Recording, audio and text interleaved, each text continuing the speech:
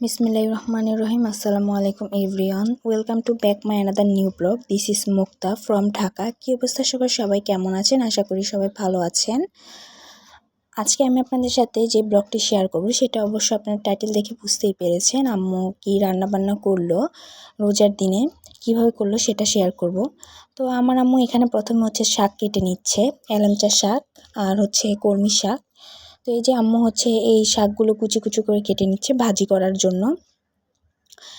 তো ভাজি করবে আর হচ্ছে এখানে আম্মু ছোলা বুট এগুলো রান্না করছিল আর কি, ছোলা রান্না করছিল ইফতারির জন্য। আর ইফতারির আয়োজন আরও কী থাকছে সেটাও আপনারা দেখবেন। তো এখানে আম্মু হচ্ছে শাক কাটছিল আর হচ্ছে আমার সাথে একটু কথা বলছিল আম্মু। তো এটা হচ্ছে রাতের রান্না আলাদা করবে, আবার এটা করছে আম্মু। শাক রান্না করছে হচ্ছে সন্ধ্যা রাত্রে, মানে ইফতারির পরে যদি আমরা ভাত খাই তাহলে হচ্ছে শাক দিয়ে খাবো আর কি। তো আম্মু এখানে কুচি কুচি করে একটা একটা বেছে শাকগুলো কেটে নিচ্ছে, যাতে ময়লা না থাকে, কারণ শাকে ঘাস টাস থাকে অনেক সময়, অন্য ঘাস টাস। তো এই যে আম্মু এত কটা এই যে দেখেন পাতিলে রাখছে। তো এদিক দিয়ে হচ্ছে আম্মু আবার ছোলাগুলা নেড়ে নিচ্ছে। ছোলাগুলো আম্মু হচ্ছে আগেই বসিয়ে দিয়েছিল চুলায়। তো এখন মনে হয় প্রায় 3টা বাজে, ইফতারি করতে আরও 3 ঘন্টার মতো বাকি, 4, 5, 6টা বাজে ইফতারি। তো আম্মু হচ্ছে আবার শাক কেটে নিচ্ছে। তো তারপর আম্মু শাক কাটা শেষের পরে হচ্ছে আম্মু এখানে চাল ধুচ্ছে। এটা হচ্ছে এই যে এই চালটা কি চাল এটা আপনাদেরকে দেখাবো সামনে স্ক্রিনে, আগে ধুয়ে নেক আম্মু। তো এই যে কল ছেড়ে দিচ্ছে আর আরেকটা পাতিল দিয়ে পানি দিচ্ছে, যাতে হচ্ছে কোনো ময়লা যদি থাকে, কল থেকে যদি কোনো ময়লা আসে পানি থেকে, তাহলে হচ্ছে একদম নিচে চলে যাবে পাতিলের। তো উপর থেকে পানিটা দিবে। তো এই যে দেখেন এটুক শাক হয়েছে, আম্মু আবার দেখিয়ে দিয়েছিল।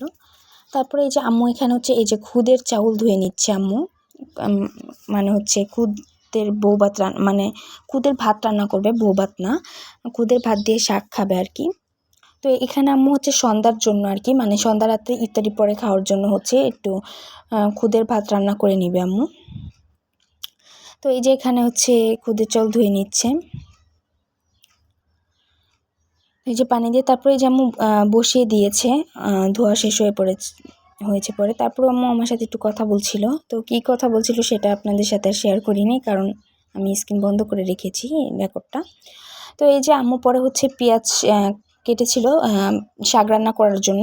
তারপর আম্মু পেঁয়াজগুলো কাটবে, এই জন্য বটিটাও ধুয়ে নিল। তো এই যে পেঁয়াজগুলো কেটে নিল। আর ওখানে হচ্ছে আম্মু যে ইফতারি করার জন্য হচ্ছে পেঁয়াজ মরিচ কেটেছিল, ওগুলো হচ্ছে দিল আর কি, বলে মাখাবে তাই। তো এই যে আম্মু এখানে হচ্ছে শাকগুলো ভালো মতো ধুয়ে নিচ্ছে, 4-5 বার ধুয়ে নিবে। তো এই যে দেখেন শাকে কত ময়লা বালি থাকে, তো এগুলো হচ্ছে আম্মু সুন্দর মতো ধুয়ে নিবে শাকটা 4-5 বার করে খুলিয়ে। তো এই যে ধুয়ে নিচ্ছে আম্মু। তো এর মধ্যে দিয়ে হচ্ছে আমি আম্মুর শাক ধুতে আমি হচ্ছে ইফতারির জন্য আর কি সব রেডি করছিলাম। আম্মু এখানে ধুচ্ছিল শাক, পরে রান্না বসাবে শাক। তো এদিক দিয়ে হচ্ছে আম্মুর খুদের ভাতটা রান্না হয়ে গিয়েছিল। তো আম্মু ভাতটা মার গেলে দিয়েছিল, এই যে দেখেন চুলায় ভাত নেই। তো এখন আম্মু শাকটা বসাবে, এর জন্য এই যে শাক ধোয়া শেষ আম্মু। তো এই জন্য আম্মু আগে পেঁয়াজ মরিচ রসুন কেটে রেখেছিল। এই যে দেখেন শাকগুলো ধোয়ার পরে হচ্ছে আম্মু একটা ঝুড়িতে ছেঁকে নিল, আর এখানে মরিচ কুচি, শুকনো মরিচ কুচি, রসুন কুচি, পেঁয়াজ কুচি নিয়ে নিল। তো এই যে আম্মু এখানে হচ্ছে প্রথমে রসুন আর শুকনো মরিচ দিয়ে হচ্ছে ভালো মতো তেলটা গরম করে নেড়ে নিচ্ছে, একদম মানে কালার গোল্ডেন কালার এনে নিবে। তারপর হচ্ছে পরিমাণ মতো স্বাদ মতো লবণ দিয়ে দিল। তারপর হচ্ছে এখানে সামান্য ধনিয়ার গুঁড়া দিয়ে দিল আম্মু। তারপরে সামান্য পরিমাণে একটু হলুদের গুঁড়া দিয়ে দিল। তারপরে এই যে মরিচের গুঁড়া দিয়ে দিচ্ছে আম্মু। তো এখন ভালো মতো হচ্ছে এই মশলাটাকে হচ্ছে উপরে তেল ওঠা পর্যন্ত ভালো মতো কষাবে, যাতে কষানো হলে হচ্ছে শাকটা বেশি মজা লাগবে। তো এই যে দেখেন একদম নতুনভাবে শাক, এটা অনেক মজাদার হবে শাক। তো এই যে আম্মু ভালোভাবে হচ্ছে ভেজে নিচ্ছে। তারপর হচ্ছে যে ভাজা শেষে হচ্ছে শাকগুলো দিয়ে দিচ্ছে আম্মু। এই যে দেখেন শাকগুলো দিয়ে দিচ্ছে। তো এইভাবে শাক রান্না করে খাবেন, খুবই মজাদার হবে শাক। তো এই যে আম্মু হচ্ছে শাকগুলা নেড়ে নিচ্ছে একটু ভালো মতো করে, সব মিক্সড করে নিবে। তো এর মধ্যে দিয়ে হচ্ছে প্রায় এগুলো করতে করতে প্রায় 4:30 মতো বেজে গিয়েছিল। তো আম্মু এর মধ্যে হচ্ছে আজান দিয়েছিল, নামাজও পড়ে নিয়েছিল। তো এই যে আম্মু এখন হচ্ছে শাকগুলো ভালো মতো নেড়ে দিচ্ছে।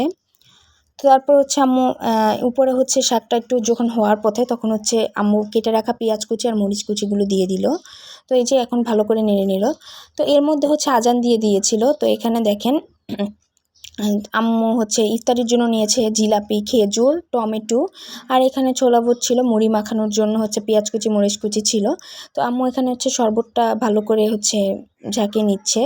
তো এই যে আম্মু হচ্ছে সবাইকে পানি দিচ্ছে আর কি।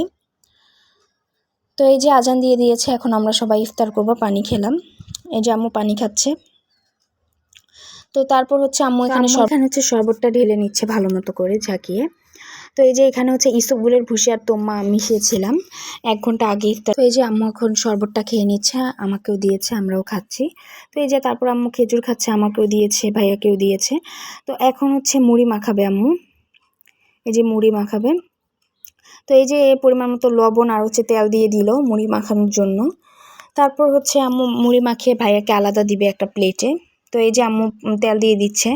তো আসলে ইফতারিটা হচ্ছে রোজার সময় আর কি ইফতারি করে আল্লাহ রহমত দান করে, তখন একসাথে ইফতারি করলে খুব মজা লাগে। কিন্তু রোজা ছাড়া হচ্ছে যতই মুড়ি মাখাই কিংবা হচ্ছে ছোলা বুট যাই দিয়েই মুড়ি মাখাই, তো ইফতারির মতো আর সেই মজাটা লাগে না। রোজার দিনেই হচ্ছে খুবই ভালো লাগে ইফতারি করতে। মানে কিছু মানে হচ্ছে আমরা যদি রোজার দিনে ইফতারিতে পেঁয়াজ ও বেগুন এগুলো নাও বানাই, তাহলে হচ্ছে আমরা একটু মুড়ি মাখাই, কারণ হচ্ছে মুড়ি মাখালে অন্যরকম ভালো লাগে আর কি। রোজার দিনে মনে হয় মানে একটা ফিল আসে, যে রোজা রোজা ফিল আসে আর কি রোজার দিনে। তো এই যে আম্মু খেয়ে নিচ্ছে, তারপর হচ্ছে ভাইয়াকে একটা প্লেটে হচ্ছে আলাদা করে দিয়ে দিবে খেজুর, জিলাপি আর হচ্ছে টমেটো। তো আজকের ব্লগটি এই পর্যন্তই। আমরা খাওয়া দাওয়ার পরে মাগরিবের নামাজ পড়বো। তো আপনাদের কাছে আমার ব্লগটি কেমন লাগলো অবশ্যই কমেন্ট করে জানাবেন। আমার চ্যানেলটি সাবস্ক্রাইব করে আমার পাশে থাকবেন। আসসালামু আলাইকুম।